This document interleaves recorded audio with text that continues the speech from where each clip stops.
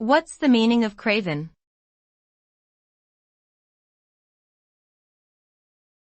Craven.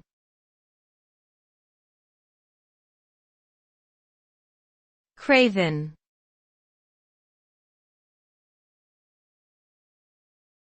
Craven.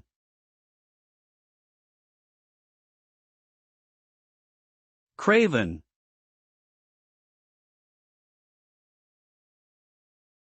The word craven is an adjective that refers to someone or something that is lacking in courage, cowardly or timid. It can also be used to describe behavior or actions that are marked by fear or timidity.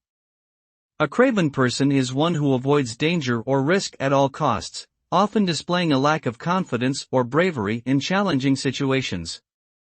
In short, craven denotes a quality or character trait that is undesirable when it comes to confronting obstacles, making decisions, or facing adversity with resolution and fortitude.